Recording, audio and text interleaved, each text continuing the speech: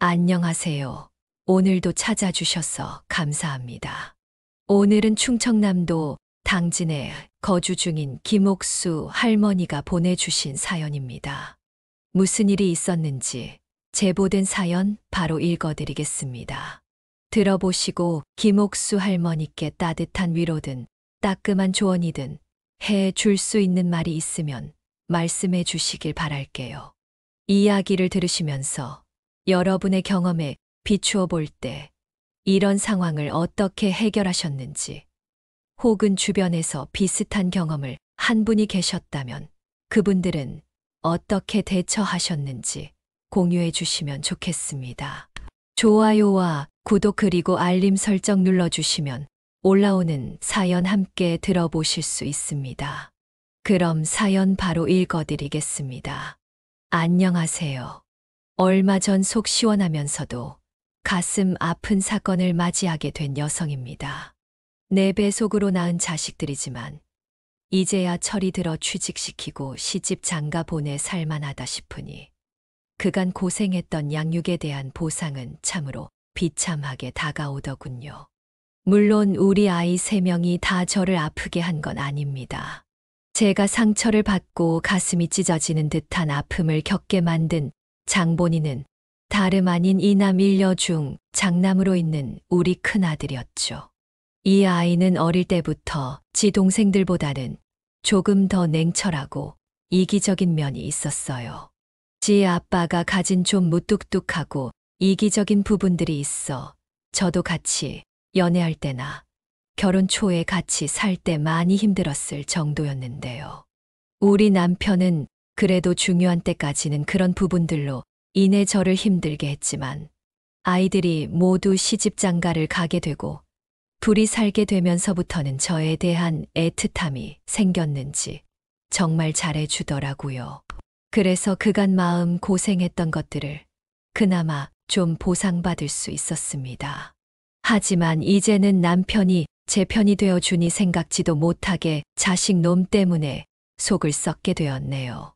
지금은 인연을 끊고 살고 있지만 인연을 끊기 전까지만 해도 우리 첫째 놈은 지 아빠를 닮긴 했어도 겉만 좀 그렇지 속에는 잔정이 좀 있는 놈이었어요. 큰아들 놈은 크면서 지가 첫째니까 본인이 잘 되어야지만 밑에 들도 그 덕을 보지 않겠냐고 이야기해서 유학을 보낼 때나 취업을 준비할 때 아낌없이 지원을 해줬죠. 저희 남편이 시댁 쪽에서 받은 재산이랑 본인이 열심히 돈 벌어 땅과 부동산으로 재테크를 잘한 덕에 재산을 잘 가지고 있었기 때문에 아이들 3명 다 여유롭게 키울 수 있었지만 그래도 첫째에게는 더 많은 투자를 해주었어요. 그리고 첫째는 정말 본인 말대로 대기업 쪽으로 취업을 한 뒤로는 자신이 벌어낸 돈으로 저희 부부 대신 지가 동생들 용돈 줘가며 동생들 뒷바라지를 열심히 했으니 아예 속 없는 경우 없는 놈은 아니었죠. 하지만 이랬던 놈이 완전히 자기 중심적으로 바뀌고 경우도 없는 인간으로 바뀐 건 결혼을 하고 난 이후부터였습니다. 얘는 다른 자식들과는 달리 처음부터 결혼할 애를 집에 데리고 올 때 며느리감이 눈에 안 찼어요. 얼굴은 반반했지만 직업도 그냥 그렇고 첫인상부터 차가운 게 다가가기 어렵게 느껴지더라고요. 우리 애도 인상이 좋은 편은 아닌데 상대도 만만치 않았죠. 저는 우리 아들이 부족한 부분이 많다는 걸 잘 알고 있었기 때문에 며느리만큼은 좀 사근사근하면서 따뜻한 마음씨를 가진 아이였으면 했는데 그게 아니라 약간 실망스러웠어요. 보통은 첫며느리로서 집에 오면 잘 보이려고 노력할 텐데 이 아이는 안 그렇더라고요. 나름 손님 대접한다고 열심히 준비한 음식이 입에 맞냐고 물었을 때 전혀 생각지도 못한 답을 내놨거든요. 어디 반찬이 입에 좀 맞아요? 귀한 손님이 온다고 신경을 좀 쓰긴 했는데 입에 잘 맞는지 모르겠네. 좀 짜네요. 찌개도 너무 걸쭉하고 시금치는 좀 덜 삶아야 할 것 같은데 너무 푹 삶으면 쓴맛이 나요. 간도 진한 것 같고 제 입에는 잘 안 맞아요.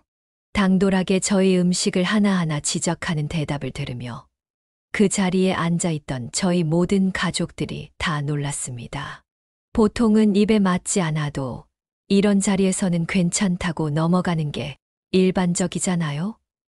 전 솔직한 건지 당돌한 건지 구분이 안 가 어떤 대답을 해야 할까 당황하고 있던 사이에 이건 뭐 그 분위기를 풀어줘도 부족할 판에 우리 아들놈이 끼어들어 한술 더 뜨기 시작하는 겁니다.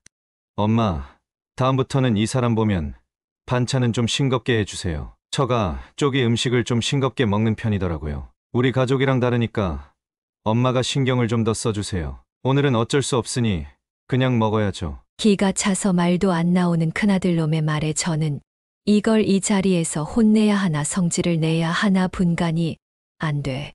또 한 번의 생각에 빠져 있을 때 우리 막내 딸이 발끈하며 말을 하더군요.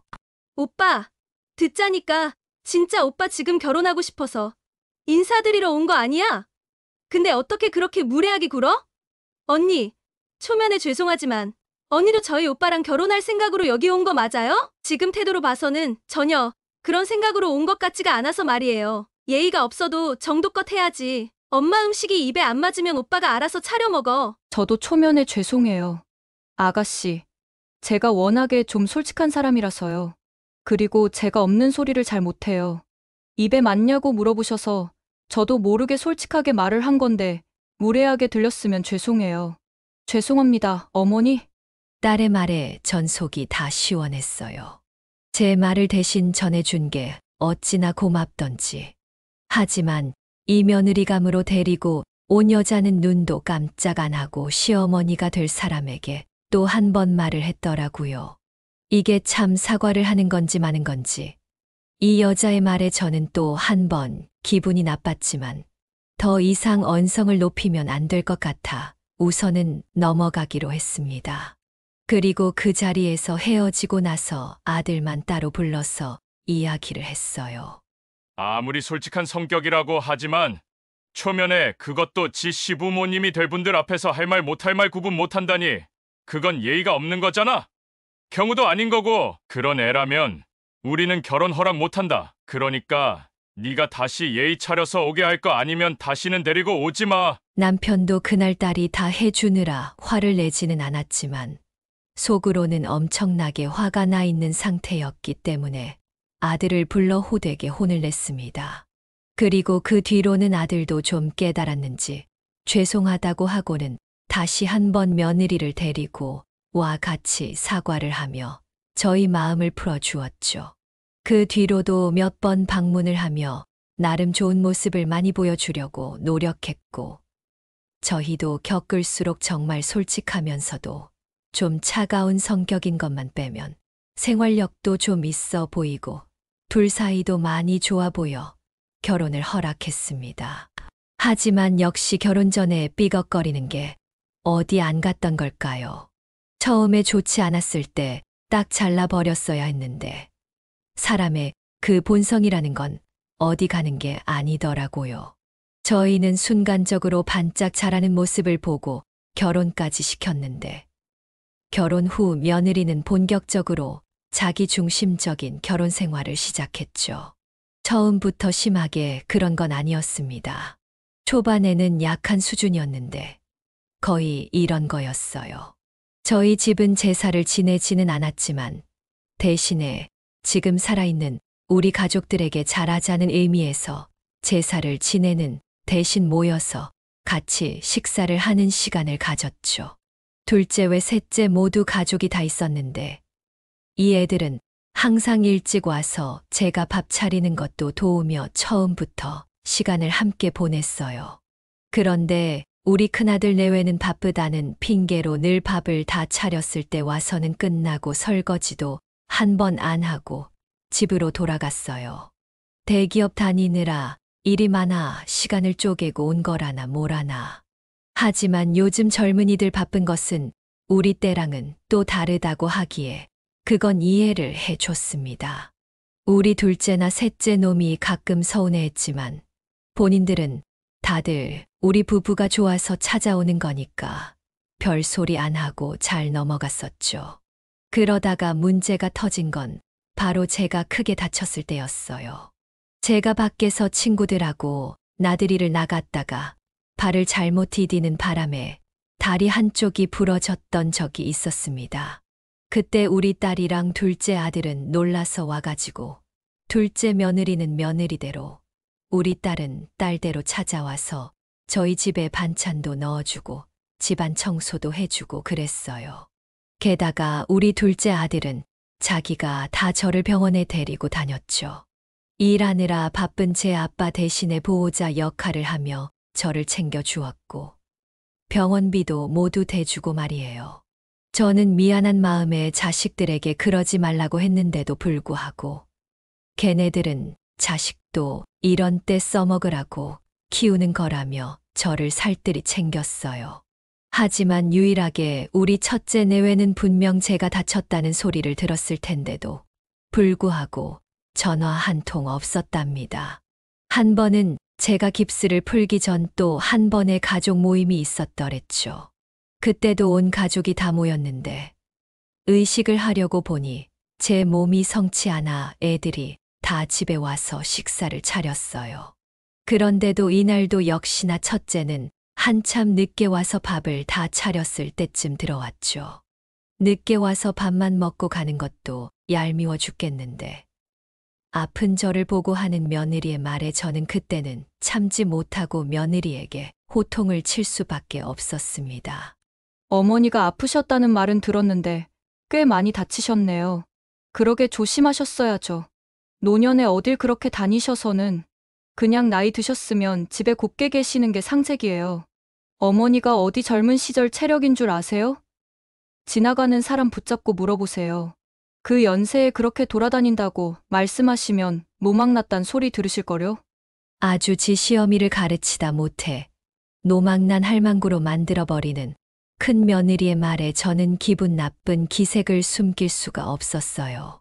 결혼 전에 호되게 혼나고도 아직 정신 못 차리고 아픈 시어머니에게 막말을 해대는 며느리를 가만두고 볼 수가 없었죠. 야, 너는 지금 그게 달린 입이라고 그렇게 짓거리는 거냐? 어디 시어미를 노망난 할망구로 만들고 난리야? 네가 내가 나들이 간다고 용돈을 한 번 줬어? 아니면 다쳤다고 해서 괜찮냐며 전화 한 통을 해봤어? 아무것도 안 한 주제에 어디다 대고 훈수질이야? 저는 화가 나서 있는 그대로 성질을 내버렸고 이건 누가 봐도 제가 화내기에 마땅한 상황이었기 때문에 그 자리에 있는 사람 누구 하나 말리지 않고 오히려 제 편을 들어주며 며느리를 혼내기 시작했어요. 그러게 형수 말씀이 지나치세요. 형수는 나이 안 먹을 것 같아요. 그리고 부모님 안 계십니까? 형수! 부모님께 가서도 이렇게 말씀하실 거예요? 사람이 개념이 없어도 정도껏 없어야지. 못 배운 티가 나 진짜. 우리 막내 아들은 늘 어디서나 예의 있게 행동하려고 노력하는 애였기 때문에 지 형수가 아무리 경우 없게 하더라도 그동안 꾹 참았어요. 그런데 이번만큼은 안 되겠는지 처음으로 지 형수를 무시하는 말까지 써가며 나무라더라고요. 사실 큰 며느리는 직업이 좋은 편은 아니었어요. 물론 직업에는 귀천이 없다고 하지만 식당에서 서빙을 하며 자기 생활비를 버는 애였거든요. 물론 프랜차이즈 식당의 매니저로 들어가 일하는 거라 어느 정도 대우는 받고 있었지만 아들들은 4년제 대학 나와 중소기업 이상 다니고 있는 자식들에 비하면 조금 떨어지는 직업이긴 했습니다. 게다가 우리 첫째는 대기업에 다니고 있었으니 더더욱 다른 사람들이 보기에 비교가 될 수밖에 없었죠. 하지만 저희 가족들은 그런 게 중요하지 않은 사람들이라서 한 번도 언급한 적은 없었는데 그 며느리가 너무 무리하게 나오니 우리 작은 아들도 크게 쓴소리를 하느라고 언급을 한 거였어요. 큰 며느리는 그 소리를 듣더니만 자기를 무시하는 말투에 화가 났는지 발끈하더라고요. 어머, 오히려 말씀이 지나치신 건 서방님이시네요. 요즘 어떤 세상인데 그런 말씀을 하세요? 대가족 시대도 아닌데. 언니, 우리 오빠한테 뭐라고 하지 마세요. 먼저 시작한 건 언니잖아요. 언니 말대로 요즘이 어떤 시대인데, 우리 엄마 나이면 아직 밖에 다니기에 창창한 나이인데, 어디서 그런 말로 사람 모욕을 주고 그래요. 언니야말로 이런 시대에 사는 걸 다행으로 아세요. 옛날 시대 때 태어났으면 큰 며느리 질 못하면 내쫓겨도 100건은 더 내쫓겼을 텐데, 언닌 아직까지도 욕에 붙어 있잖아요. 지가 우리 집에 와서 며느리 역할이나 제대로 했으면 몰라. 진짜 별꼴이야. 큰오빠도 그러는 거 아니야? 오빠는 맨날 엄마 아빠한테 네가 큰아들이니까 많이 투자해야 한다, 잘해야 한다, 온갖 생 요구는 다 해놓고 결혼하고는 아예 나 몰라라 하잖아. 그럴 거면 다 토해내. 우리 엄마 아빠 돈이랑 그간 너한테 한 희생 다 쏟아내라고. 이 배은망덕한 놈아. 우리 딸과 둘째 아들이 합세하니 큰 며느리와 큰아들 놈은 완전히 기가 눌려서 찍소리도 못하고는 죄송하다고 말하며 집으로 돌아갔어요. 그 뒤로 지도 양심에 찔렸는지 큰아들 놈한테만 전화가 와서는 죄송하다며 용돈을 30만 원 보내주더라고요. 근데 저는 그 돈도 치사하고 더러워서 안 받아버렸어요. 제가 알고 있는 큰아들 놈의 계좌로 다시 보내버렸죠. 그랬더니 그제서야 며느리와 같이 찾아와 무릎 꿇고는 죄송하다고 빌더군요. 정말 꼴도 보기 싫었지만 그래도 내 자식 새끼들이라 또 품었습니다. 하지만 이것들은 사람이 되기에는 한참 먼 족속들이었어요. 이들의 하이라이트는 여기서 끝이 아니었습니다. 저는 솔직히 말해서 이제는 더 불효막심한 짓은 안 하겠지 생각하며 지내고 있었어요. 하지만 그 생각은 멀지 않아서 몸서리치고 말았죠. 그 후로 몇 년간은 그냥 조용했어요. 큰아들은 정신은 차린 듯 했지만 여전히 다른 애들만큼 살갑게 지내지는 않았는데요. 그래도 별탈 없이 지내고 있어 그걸로 저는 됐다 싶어 지내고 있었습니다. 그렇게 지내던 중 우리 가족에게 큰 시련이 찾아오게 되었고 그건 바로 우리 남편의 병이었습니다. 남편에게 갑작스럽게 치매가 찾아오게 된 거예요.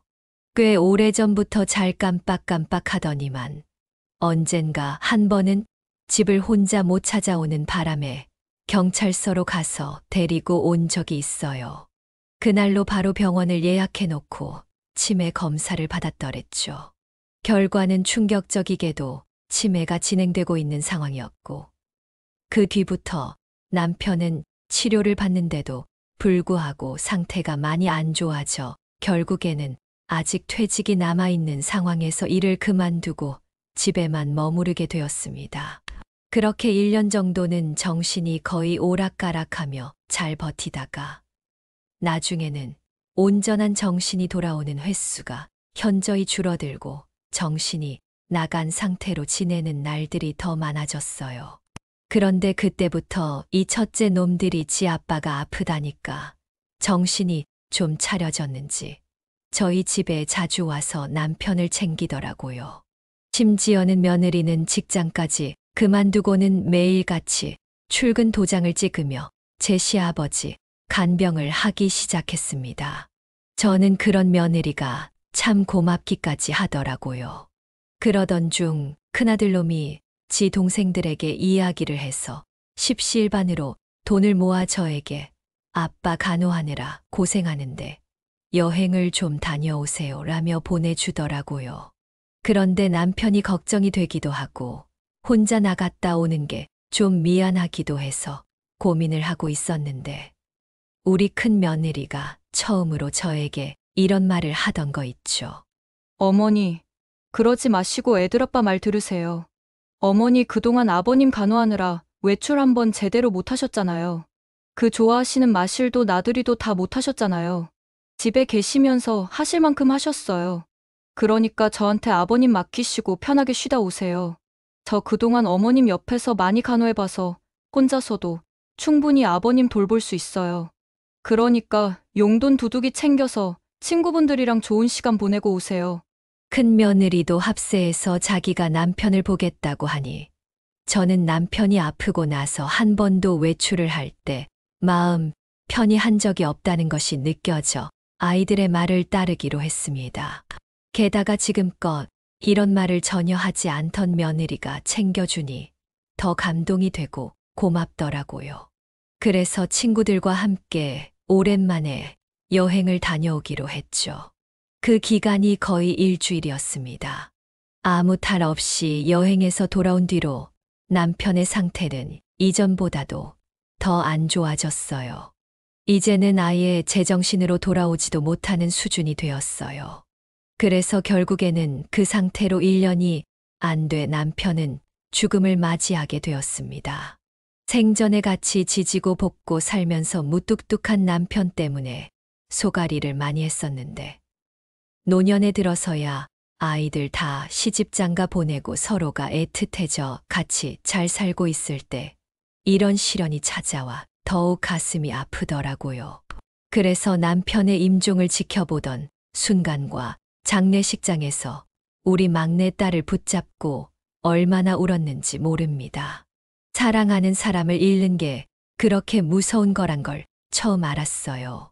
우리 자식들도 얼마나 울었는지 장례식 내내 눈이 퉁퉁 부은 채로 지냈는데 유일하게 눈물 한 방울 안 흘린 애들이 바로 우리 첫째 내외였습니다. 얘네들은 이상하게 제가 여행을 다녀온 이후부터 태도들이 다시 변하기 시작하더니 며느리도 나중에는 지 아버지 상태가 더 심해지는데도 불구하고 한 번도 찾아오질 않더라고요. 남편의 임종을 지켜보던 순간과 장례식장에서 우리 막내딸을 붙잡고 얼마나 울었는지 모릅니다. 자식들도 얼마나 울었는지 장례식 내내 눈이 퉁퉁 부어 있었어요. 그런데 유일하게 눈물 한 방울 안 흘리던 이가 바로 우리 첫째였습니다. 이상하게 제가 여행을 다녀온 이후부터 첫째와 며느리의 태도가 변하기 시작하더군요. 며느리도 나중에는 시아버지 상태가 더 심해지는데도 한 번 찾아오질 않더라고요. 그러다가 임종을 겨우 지키고는 장례식장 안에서도 온갖 인상을 다 쓰며 귀찮다는 듯이 지내는 게 영 보기가 안 좋았습니다. 하지만 제가 그때는 그 애들을 신경 쓸 정도로 마음의 여유가 없었기 때문에 그렇게 넘어가야만 했어요. 그리고 곧이어 저는 죽은 남편이고 뭐고 정신을 바짝 차릴 수밖에 없는 사건을 맞이해야만 했죠. 장례식장에서 한참을 썩은 표정으로 있던 큰아들 내외가 유품을 정리하고 있는 저희 집에 와서는 당당하게 안방으로 들어가 평소 제 손이 닿지 않는 장롱 천장에서 무언가를 꺼내오더라고요. 저는 여분의 물건들을 리빙 박스에 싸서 보관하고 있었는데 글쎄 저희 큰 며느리가 저도 모르는 무언가를 숨겨 놓았죠. 그리고 그걸 모든 가족들이 다 있는 자리에서 공개하는데 그곳에 있던 저와 둘째, 셋째 내외 모두 경악할 수밖에 없었습니다. 큰 며느리가 웃으며 당당하게 꺼내든 무언가는 바로 한 장의 종이었고 그 안에는 남편이 언제 썼는지도 모르겠는 유언장이 적혀 있었죠. 그 안에 있는 내용은 가히 충격 그 자체였어요. 남편이 가지고 있는 재산들 중 무려 70%를 첫째에게 상속하겠다는 내용들이 담겨져 있었거든요. 큰 며느리와 첫째 놈은 그걸 꺼내와서는 당당하게 저희 앞에서 읽어 내려갔고 조금은 삐뚤빼뚤했지만 제가 알고 있는 남편의 글씨체와 도장이 정확하게 찍혀 있었습니다. 전 깜짝 놀라며 그 종이를 다시 가서 보았고 반박할 수 없을 만큼 우리 남편의 흔적이 담겨 있는 내용을 보면서 완전한 좌절을 맛보아야만 했죠. 그리고는 이 치밀한 인간들 때문에 저는 머리 끝까지 화가 치솟는 경험을 해야만 했습니다. 남편이 유언장을 남긴 날짜를 보니 제가 여행을 가고 없을 때였거든요. 그때 며느리와 아들놈이 어떻게 남편을 꼬드겼는지 유언장을 본인 손으로 직접 작성하게 만든 거였죠. 이때까지만 해도 남편의 정신이 살짝은 돌아올 때였는데 돌아와서도 완전히 돌아오지는 못한 상태였기 때문에 아들 내외의 꼬심에 충분히 유 원장 글을 작성할 수 있을 만한 상태였어요. 그걸 노리고 이 첫째는 간호를 했던 거였습니다. 도장까지 정확하게 찍혀 있었기 때문에 이건 반박을 할 수가 없었어요. 게다가 내용 자체도 100% 상속이 아닌 일부 상속이 들어가고 그 나머지는 다 본인 형제들이나 저에게 돌려지게끔 손을 써놨기 때문에 어떻게 할 수 있는 상황도 아니었죠. 땅이나 건물 주소야 등기부등본을 떼면 다 나오는 거라 그 주소들을 알아내는 것쯤이야 어려운 게 아니었을 거예요. 그러니까 이렇게 파렴치한 짓도 제대로 할 수가 있었던 거죠. 이 모든 상황을 다 파악하고 나니 저희 둘째가 완전히 정신이 나가서 눈이 뒤집히면서 큰형의 멱살을 잡고 울분을 토해 내더군요. 아빠한테 무슨 짓을 한 거야? 이거 네가 다 꾸민 일이지. 그렇지 않고서야 왜 아빠가 너한테 상속을 이만큼이나 하는데? 이게 위아래도 모르고 어디서 반말이야? 첫째인 내가 상속을 제일 많이 받는 건 당연한 거 아니야? 첫째는 인간 말종 같은 소리를 내뱉고는 이제 이대로 처리만 하면 될 거라면서 콧노래를 부르며 집안을 빠져나가 버렸습니다. 이게 어찌된 상황인가 파악한 저희 남은 가족들은 이걸 어떻게 해야 하나 대책을 세우기로 했어요. 일단은 소송을 걸기로 했지만 남편의 자필과 도장이 다 들어가 있는 유 원장이었기에 저희 쪽 상황이 많이 불리해 보였습니다. 하지만 그래도 나쁜 것들에게 상속을 해줄 수 없었기 때문에 저희는 더러운 싸움이 되더라도 반드시 이기자고 다짐하며 소송을 준비했어요. 하지만 시간이 좀 걸리는 싸움이기에 소송은 들어갔지만 시간이 좀 걸리고 있던 중이었습니다. 그때 저희는 추석을 맞이하게 되었고 큰아들네 부부는 명절 당일날 저에게 전화해서 참으로 기가 막힌 이야기를 하나 던지더군요. 어머니, 잘 지내시죠? 괜히 힘 빠지게 소송 진행하지 마시고 그냥 편하게 노년 보내세요. 어머니한테 들어가는 돈만 해도 넉넉할 거고 또 어머니 사실 날도 얼마 안 남았는데 저희 거 뺏어서 뭐 하실 거예요? 저희는 이번 명절에는 못 갈 것 같네요. 지금 애들 데리고 제주도 와 있어서요. 대신 집에서 식사라도 함께 하시라고 계좌로 돈 보내드렸으니 그걸로 명절 잘 보내세요. 저는 어차피 명절에 온다고 해도 안 받아줄 생각이었는데 기어이 먼저 전화해서 사람 속을 긁는 며느리에게 화가 났어요. 그래서 보내줬다는 돈을 다시 보내주기 위해 계좌를 열었는데 이게 웬일인지 저는 거기에서 한 번 더 뒷목을 잡아 떨어야 했죠. 며느리가 저에게 보내준 돈은 다름 아닌 3만 원이었습니다. 그걸 보며 어쩜 사람이 이렇게 잔인하고 사악할 수 있을까란 생각이 들어 저는 제가 인생을 잘못 살았나 싶어 한참 눈물을 흘려야만 했어요. 다음 날 집에 찾아온 아이들에게도 이야기를 하니 우리 남은 자식들도 분통을 터뜨리며 힘들어했죠. 그렇게 눈물과 고통의 명절을 보내면서 저는 더 악착같이 싸우기로 했습니다. 그렇게 이를 갈며 소송을 준비했고 긴 시간이 흐르면서 많은 인내와 고통을 겪어야만 했습니다.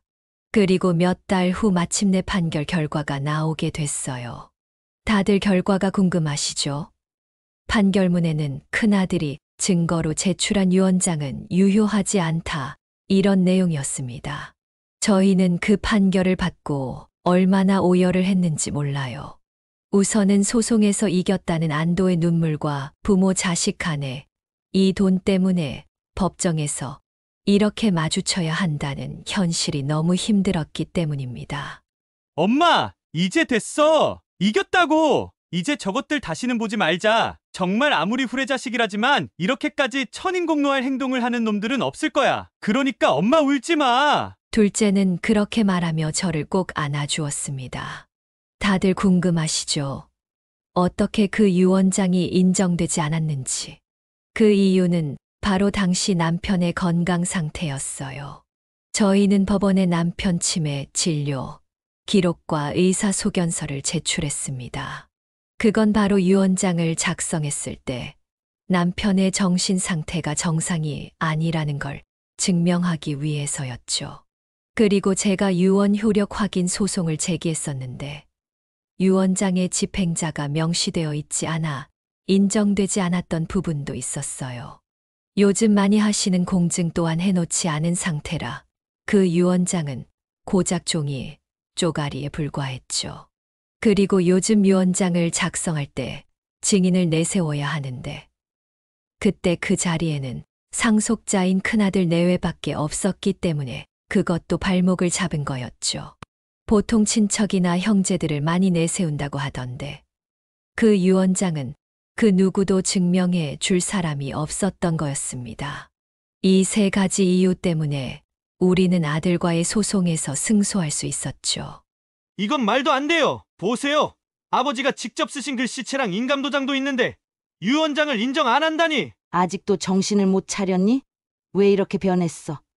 결혼하더니 이제 애미애비도 못 알아보고 이런 짓을 꾸미다니 이 천하의 죽일 놈 같으니라고. 넌 꼭 천벌 받을 거다. 이놈아, 하늘에서 네 애비가 다 지켜보고 있어. 나한테 엄마라고 부르지도 마. 전 그렇게 말을 하고서는 아이들과 집으로 돌아올 수 있었습니다. 그리고 그 일이 있은 후 저는 더 놀라운 사실을 발견하게 됐어요.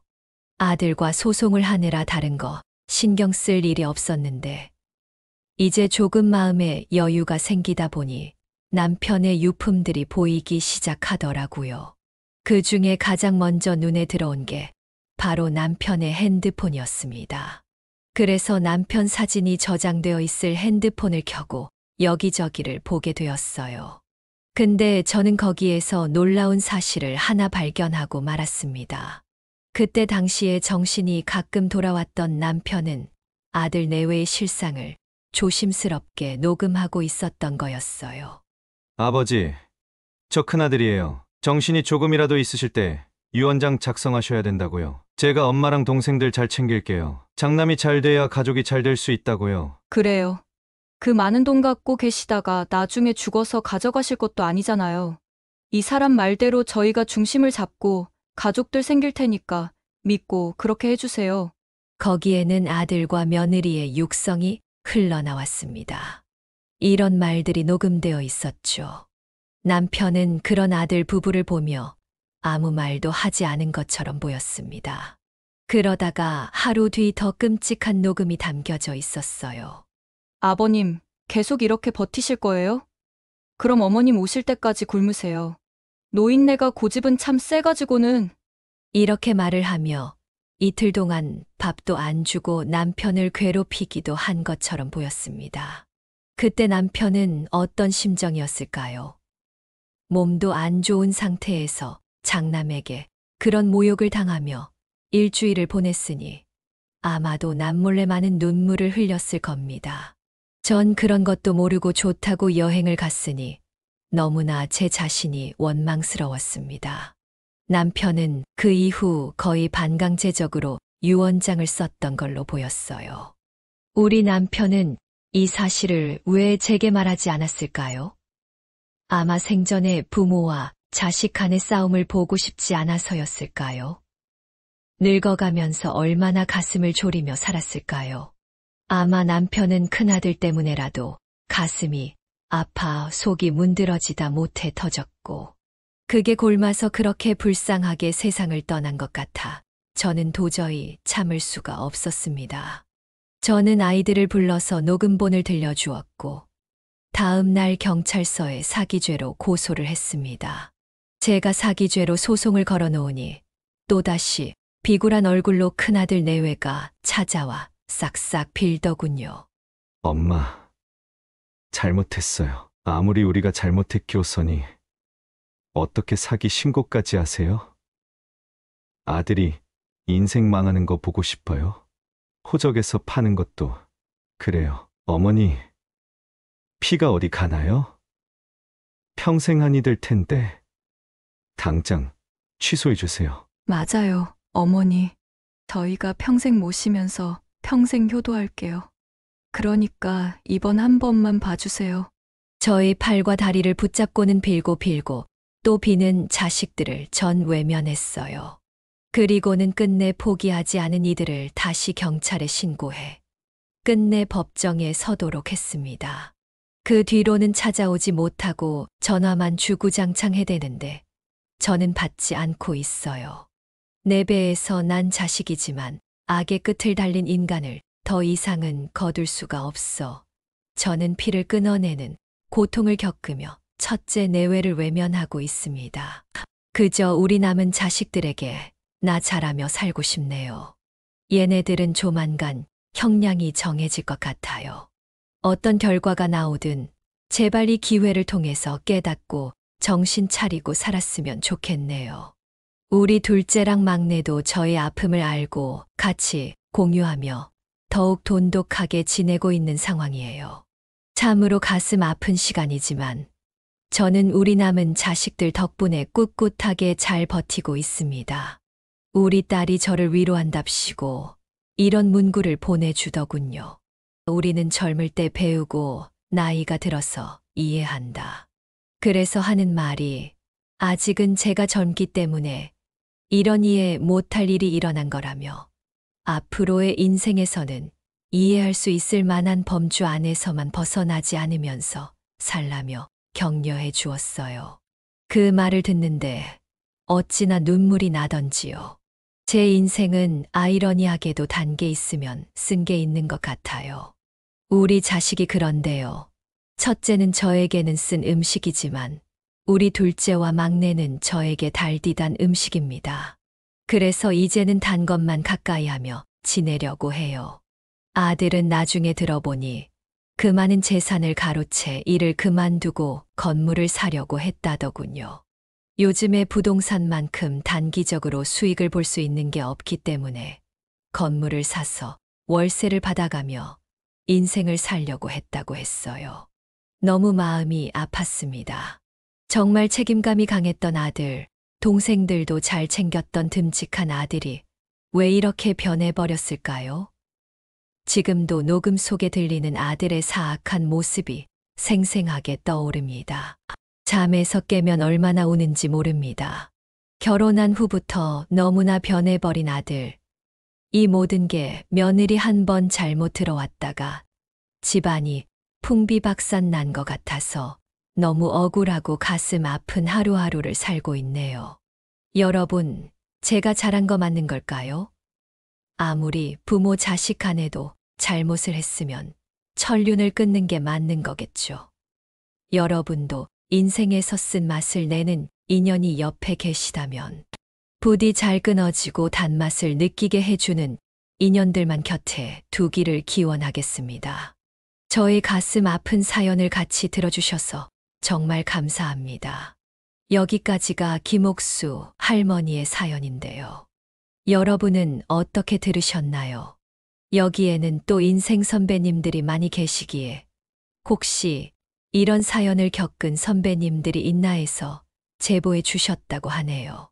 구독자 선생님들이 조언을 해주시기 전 제가 영상에서 한마디 김옥수 할머니께 말씀드려보자면 할머니께서 하신 선택은 충분히 이해 가능하고 할머니께서 말씀하신 부분처럼 앞으로의 인생은 쓴 부분은 멀리하고 달디단 부분만 함께 하셔서 노후에 편안하게 지내셨으면 좋겠습니다. 여러분의 생각은 어떠신가요? 이 사연은 김옥수 할머니가 보내신 사연으로 김옥수 할머니의 입장에서 작성되어서 할머니께 유리하게 작성되었을 수도 있습니다. 같이 댓글로 의견 나누어 보았으면 합니다. 김옥수 할머니의 사연 영상이 주는 교훈이 유익하시다면 좋아요와 구독, 그리고 다른 지인에게 공유 부탁드리며 저는 그럼 다음 사연에서 뵙겠습니다.